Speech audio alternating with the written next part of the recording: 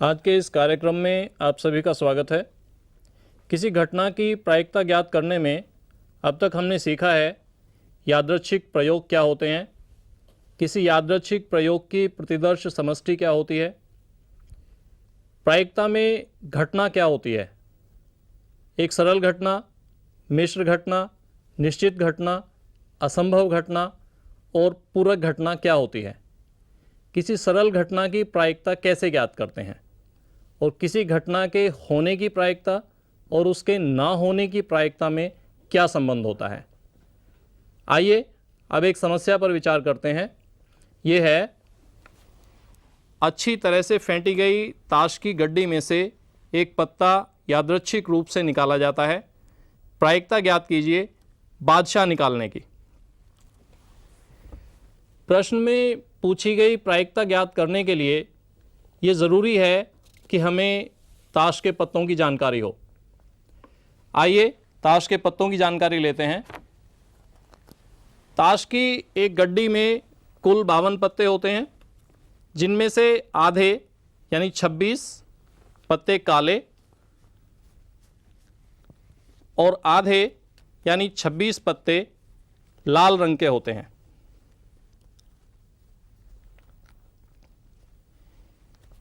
इन 26 काले पत्तों में आधे काले पत्तों यानी 13 पत्तों का एक अलग समूह होता है और इन 13 पत्तों का एक अलग समूह होता है। इस पत्ते को हम चिड़ी का पत्ता कहते हैं और चिड़ी के इस प्रकार के एक गड्डी में 13 पत्ते होते हैं जो एक विशिष्ट क्रम में होते हैं।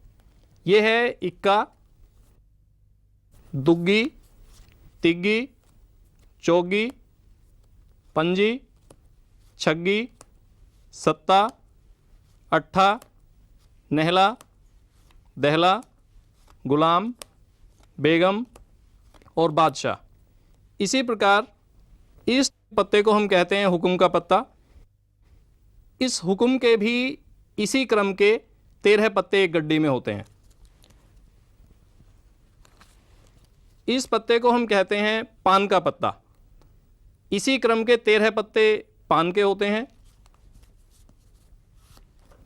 और इस पत्ते को हम कहते हैं ईंट का पत्ता। इसी क्रम के 13 पत्ते एक गड्डी में ईंट के होते हैं। इस प्रकार पूरी गड्डी 13 पत्तों के 4 समूहों में बटी हुई होती है। गड्डी में 3 पत्तों गुलाम, बेगम और बादशाह को हम चित्र पत्ते कहते हैं।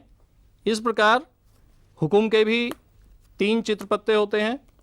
इसी प्रकार 3 चित्र पत्ते ईंट के और 3 चित्र पत्ते पान के होते हैं।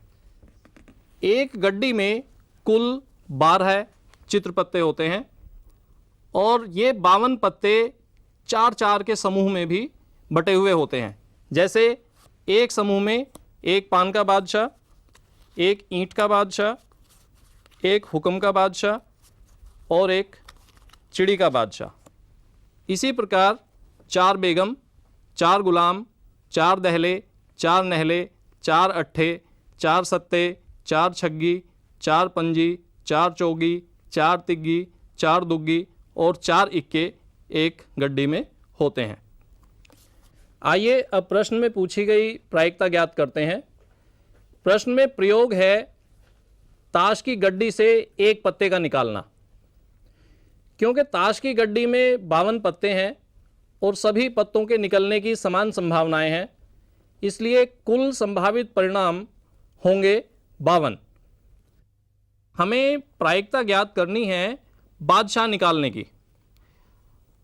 अब हम जानते हैं कि एक गड्डी में कुल कितने बादशाह होंगे। गड्डी में बादशाह की कुल संख्या है 4, अतः घटना के अनुकूल परिणाम भी होंगे 4। घटना के कुल संभावित परिणाम हैं 52। घटना के अनुकूल परिणामों की संख्या यानी बादशाह की संख्या है 4 और हम जानते हैं कि अगर ये घटना इसे हम ई से प्रदर्शित करें तो बादशाह आने की प्रायिकता ये होगी अनुकूल परिणामों की संख्या बटे कुल संभावित परिणामों की संख्या, अर्थात 4/52 और बादशाह निकलने की प्रायिकता हमें मिलती है 1/13। दूसरी घटना है लाल बादशाह निकालने की। प्रश्न में क्योंकि प्रयोग वही है अतः कुल संभावित परिणाम होंगे वही 52। अब हमें देखना है कि गड्डी में लाल रंग के बादशाह कितने हैं।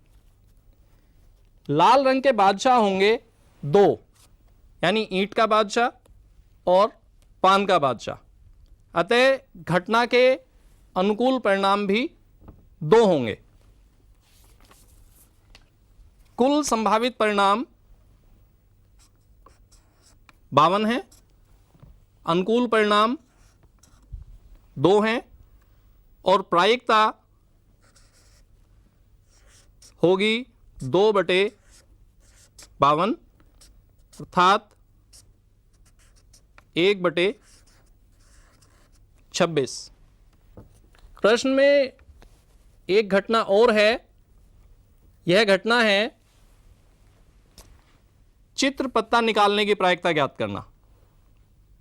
अभी हमने देखा है गड्डी में कुल चित्र पत्तों की संख्या है 12, अतः अनुकूल परिणाम भी होंगे 12। प्रयोग क्योंकि वही है अतः कुल परिणामों की संख्या होगी 52।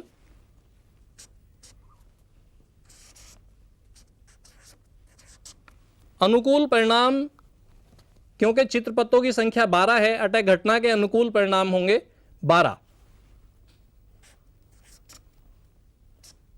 और प्रायिकता हमें मिलती है 3/13। अभी इस घटना में हमने बादशाह का पत्ता निकलने की प्रायिकता ज्ञात की है। आइए इससे संबंधित एक और समस्या पर विचार करते हैं। बादशाह निकालने की प्रायिकता है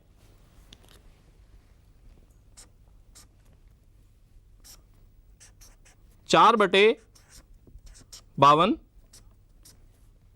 अर्थात 1/13। अब अगर हम बादशाह निकलने की घटना को हमने प्रदर्शित किया है ई से, अगर हम बादशाह ना निकलने की प्रायिकता निकालें तो इस घटना को हम प्रदर्शित करते हैं ई बार से, और इस घटना की प्रायिकता निकालने के लिए बादशाह ना निकालने की प्रायिकता ज्ञात करने के लिए हम निकलने की प्रायिकता को 1 में से घटा देते हैं। प्रायिकता हमें मिलती है 12/13। अब अगर हम इस घटना के होने और ना होने की प्रायिकता का अनुपात निकालें तो यह अनुपात आता है PE/P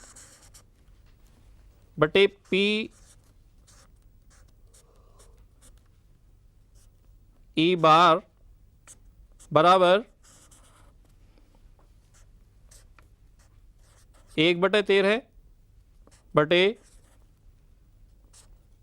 12/13 अर्थात यह है 1/12।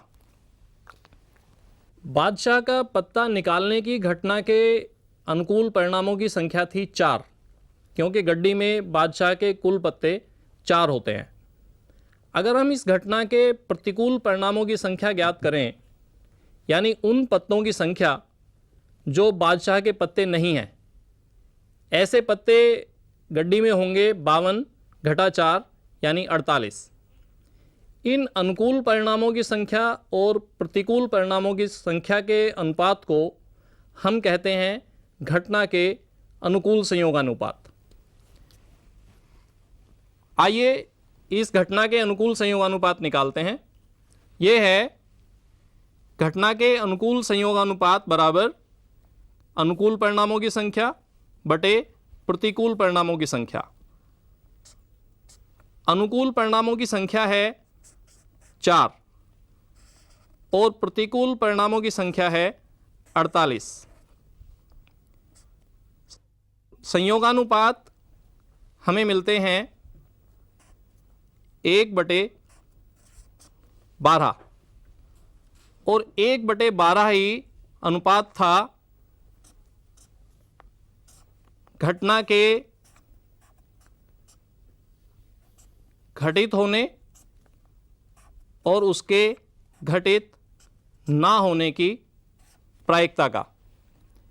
इस प्रकार संबंध स्थापित होता है कि घटना के अनुकूल संयोगानुपात को हम ज्ञात कर सकते हैं घटना के होने की प्रायिकता और उसके ना होने की प्रायिकता के अनुपात से। अगर हम इसको उल्टा कर दें, यानी हम अनुपात निकालें घटना के प्रतिकूल परिणामों की संख्या का और घटना के अनुकूल परिणामों की संख्या का, तो इसे हम कहते हैं घटना के प्रतिकूल संयोगानुपात। ये बराबर होता है प्रतिकूल परिणामों की संख्या बटे अनुकूल परिणामों की संख्या। और इस प्रकार इसमें प्रतिकूल परिणाम थे 48 और अनुकूल परिणाम थे 4। यह हमें मिलता है 12/1 अर्थात 12:1। और हम देखें तो ये है घटना के ना होने और घटना के होने की प्रायिकता का अनुपात। आइए अब सीखते हैं कि अगर हमें किसी घटना के अनुकूल या प्रतिकूल संयोगानुपात दिए हों तो उससे हम किसी घटना के होने या ना होने की प्रायिकता कैसे ज्ञात करते हैं। प्रश्न है, एक घटना E के अनुकूल संयोगानुपात 7:8 हैं। प्रायिकता ज्ञात कीजिए घटना के घटित होने की, घटना के घटित न होने की। घटना के अनुकूल संयोगानुपात 7:8 हैं। इसका अर्थ हुआ कि घटना के अनुकूल परिणामों की संख्या है 7 और घटना के प्रतिकूल परिणामों की संख्या है 8। आइए निकालते हैं। अनुकूल परिणामों की संख्या है 7, प्रतिकूल परिणामों की संख्या है 8, तो कुल परिणामों की संख्या होगी 7 + 8 बराबर 15। घटना E की प्रायिकता PE बराबर होगी घटना के अनुकूल परिणामों की संख्या बटे कुल परिणामों की संख्या। घटना के अनुकूल परिणामों की संख्या है 7 और कुल परिणामों की संख्या है 15। इसी प्रकार घटना के घटित ना होने की प्रायिकता अर्थात PE बार बराबर होगी घटना के प्रतिकूल परिणामों की संख्या यानी 8/15। आइए अब एक पासा लुढ़काने के प्रयोग पर विचार करते हैं। पासा एक घनाकार आकृति होती है जिसके एक फलक पर 1, दूसरे पर 2, तीसरे पर 3, चौथे पर 4, पांचवें फलक पर 5 और छठे फलक पर इस तरह से 6 निशान बने हुए होते हैं। जब हम इस पासे को लुढ़काते हैं तो इन्हीं 6 में से कोई एक पासे के फलक पर ऊपर आता है। पासा लुढ़काने के प्रयोग की प्रतिदर्श समष्टि बनेगी इन्हीं 6 कुल संभावित परिणामों से और यह प्रतिदर्श समष्टि है S बराबर 1, 2, 3, 4, 5 और 6। इसी प्रयोग में एक घटना है A और यह घटना है 3 से कम संख्या का आना। एक दूसरी घटना है B, यह घटना है 3 से अधिक संख्या का आना। घटना A के अनुकूल परिणाम हम लिखते हैं तो यह हैं 1 और 2। क्योंकि पासे पर 3 से कम संख्याओं में केवल यही 2 संख्याएं हैं।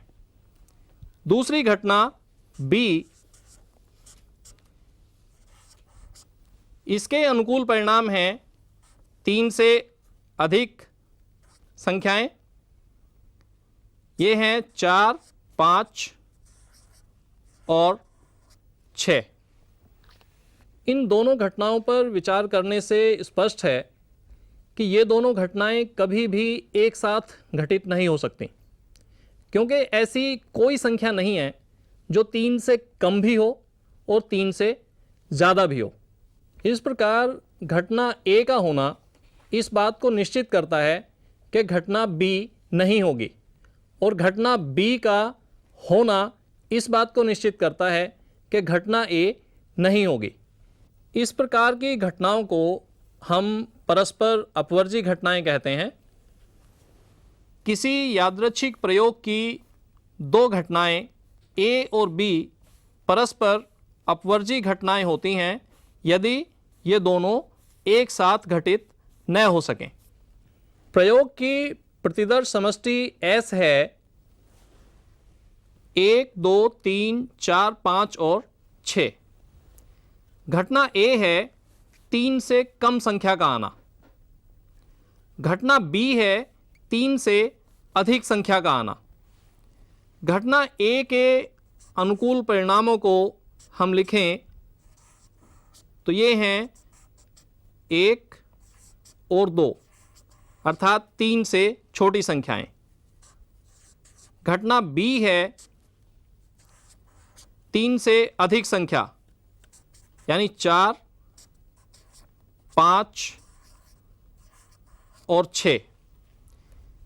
इन दोनों घटनाओं का सार्वनिष्ठ अगर हम निकालें तो ये है A और B का सार्वनिष्ठ बराबर, इन दोनों में कोई भी संख्या ऐसी नहीं है जो दोनों घटनाओं के अनुकूल परिणामों में हो, अर्थात हमें A और B का सार्वनिष्ठ मिलता है एक रिक्त समुच्चय फाई। इस प्रकार 2 घटनाएं परस्पर अपवर्जी होंगी या नहीं, इसका निर्णय हम इस प्रकार भी कर सकते हैं कि उन दोनों घटनाओं के अनुकूल परिणामों में कोई भी परिणाम उभयनिष्ठ नहीं होना चाहिए, यानी उन दोनों घटनाओं के समुच्चयों का सार्वनिष्ठ एक रिक्त समुच्चय होना चाहिए। निष्कर्ष यह है कि परस्पर अपवर्जी घटनाओं के समुच्चयों का सार्वनिष्ठ हमेशा एक रिक्त समुच्चय होता है। प्रयोग की प्रतिदर्श समष्टि S है 1, 2, 3, 4, 5 और 6। प्रयोग में एक घटना E है सम संख्या का आना। इस घटना के अनुकूल परिणाम हैं सम संख्याएं, अर्थात 2, 4 और 6। अब अगर हम इस घटना E की पूरक घटना E बार का समुच्चय लिखें तो यह है 1, 3 और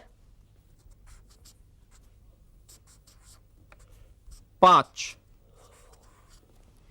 E और E बार का सार्वनिष्ठ हमें मिलता है, देखिए इनमें कोई भी संख्या उभयनिष्ठ नहीं है, अर्थात ये एक रिक्त समुच्चय है। इस प्रकार निष्कर्ष निकलता है कि पूरक घटनाएं सदैव परस्पर अपवर्जी घटनाएं होती हैं। प्रयोग की प्रतिदर्श समष्टि S है 1, 2, 3, 4, 5 और 6। प्रयोग में एक घटना A है 3 से छोटी संख्या का आना। 3 से छोटी संख्या का आना अर्थात अनुकूल परिणाम हुए 1 और 2। एक अन्य घटना है B, यह है 3 से बड़ी संख्या और 6 से छोटी संख्या का आना। संख्याएं हमें मिलती हैं 4 और 5। घटना A और B का सार्वनिष्ठ हमें मिलता है रिक्त समुच्चय, क्योंकि दोनों घटनाओं में कोई भी अनुकूल परिणाम उभयनिष्ठ नहीं है। अब ये दोनों घटनाएं परस्पर अपवर्जी घटनाएं हैं, लेकिन क्या ये पूरक घटनाएं भी हैं? आइए देखते हैं। घटना ए और बी का संघ हम निकालें तो इसका समुच्चय है 1, 2, 4 और 5, जो प्रतिदर्श समष्टि के बराबर नहीं है।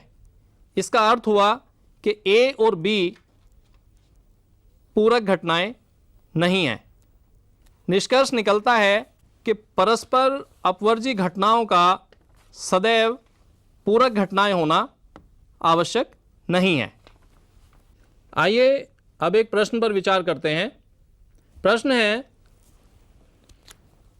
एक पासे को एक बार लुढ़काया जाता है। पासे पर विषम संख्या या अभाज्य संख्या आने की प्रायिकता ज्ञात कीजिए।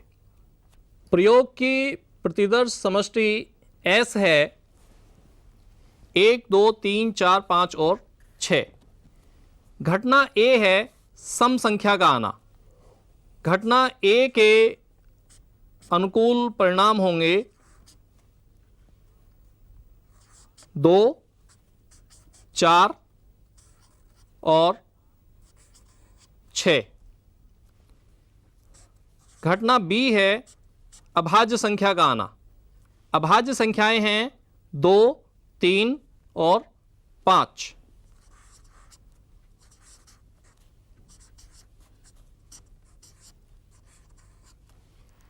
हमें प्रायिकता ज्ञात करनी है सम संख्या आने की या अभाज्य संख्या आने की, अर्थात दोनों में से कोई सी भी संख्या आ सकती है, सम संख्या हो या अभाज्य संख्या हो।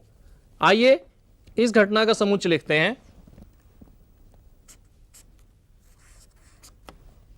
यह बनता है 2, 3, 4, 5 और 6।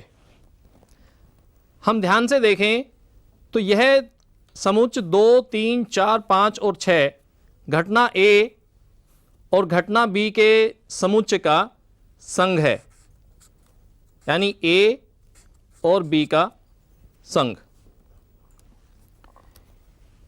A और B का सार्वनिष्ठ अगर हम निकालें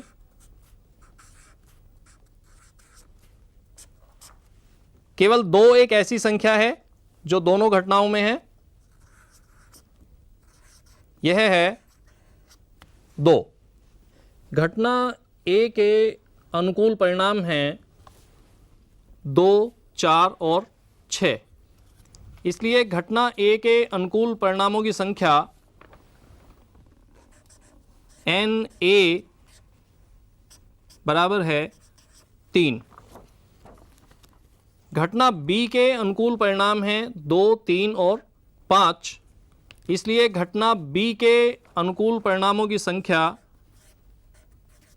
NB बराबर भी 3 ही है। A और B के संघ में सदस्यों की संख्या है 1, 2, 3, 4 और 5। इसलिए इस घटना में सदस्यों की संख्या है 5। A और B के सार्वनिष्ठ में केवल एक ही सदस्य है 2, जो दोनों घटनाओं में है। इसलिए A और B के सार्वनिष्ठ में सदस्यों की संख्या है 1। इन निष्कर्षों को अगर हम ध्यान से देखें तो घटना A के सदस्यों की संख्या और घटना B के सदस्यों की संख्या 3 जमा 3 है 6, और A और B के संघ में सदस्यों की संख्या और A और B के सार्वनिष्ठ में सदस्यों की संख्या भी 6 है। इस प्रकार ये संबंध बनता है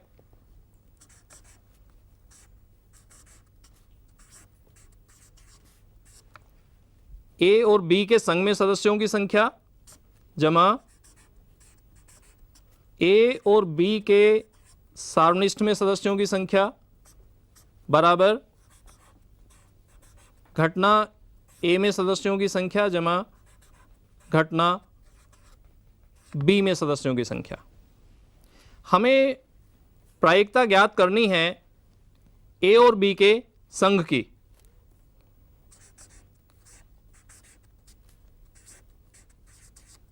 तो ए और बी में के संघ में सदस्यों की संख्या एन ए बराबर है एन ए जमा एन बी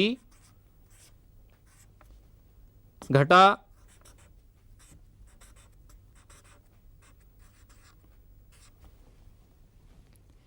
इस संबंध को अगर हम प्रयोग के कुल संभावित परिणामों की संख्या यानी प्रतिदर्श समष्टि S के सदस्यों की संख्या एन एस से भाग दें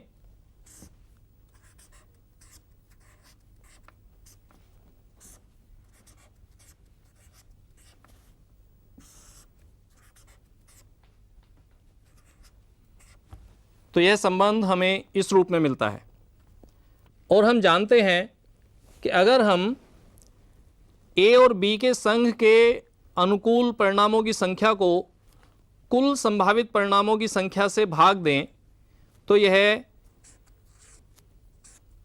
ए और बी के संघ की प्रायिकता है। इसी प्रकार यह है घटना ए की प्रायिकता, यह है घटना बी की प्रायिकता और यह है ए और बी के सार्वनिष्ठ की प्रायिकता। इस प्रकार प्रायिकता का योग का नियम है घटना ए या घटना बी के घटित होने की प्रायिकता बराबर ए की प्रायिकता जमा बी की प्रायिकता घटा ए और बी के एक साथ घटित होने की प्रायिकता। ये बराबर हुआ ए की प्रायिकता बराबर है 3/6, बी की प्रायिकता है 3/6 घटा ए और बी के एक साथ घटित होने की प्रायिकता है 2/6। ये मिलता है हमें 4/6 यानी 2/3। इस संबंध को हम प्रायिकता का योग का नियम कहते हैं। यदि घटनाएं परस्पर अपवर्जी हैं उस स्थिति में हम जानते हैं कि परस्पर अपवर्जी घटनाओं का सार्वनिष्ठ एक रिक्त समुच्चय होता है यानी उसमें सदस्यों की संख्या 0 होती है। आइए इस नियम में रखते हैं ए और बी के सार्वनिष्ठ की प्रायिकता। अब यह नियम बनता है ए और बी के संघ की प्रायिकता बराबर घटना ए की प्रायिकता जमा घटना बी की प्रायिकता। और ए और बी के सार्वनिष्ठ की प्रायिकता क्योंकि 0 है इसलिए परस्पर अपवर्जी घटनाओं की स्थिति में योग का नियम है ए और बी के संघ की प्रायिकता बराबर घटना ए की प्रायिकता जमा घटना बी की प्रायिकता। इस प्रकार आज हमने सीखा कि प्रायिकता में अनुकूल और प्रतिकूल संयोगानुपात क्या होते हैं। अनुकूल और प्रतिकूल संयोगानुपात दिए होने की स्थिति में हम उनसे घटनाओं के होने या ना होने की प्रायिकता कैसे ज्ञात करते हैं। परस्पर अपवर्जी घटनाएं क्या होती हैं, परस्पर अपवर्जी घटनाओं में और पूरक घटनाओं में क्या अंतर होता है, परस्पर अपवर्जी घटनाएं होने की स्थिति में प्रायिकता का योग का नियम क्या होता है और परस्पर अपवर्जी घटनाएं ना होने की स्थिति में प्रायिकता का योग का नियम क्या होता है। अब आप अपनी पाठ्य पुस्तक से इससे संबंधित प्रश्नों को हल करें, अपनी समस्याओं पर अपने कक्षाध्यापक से विचार विमर्श करें और हमें लिखें।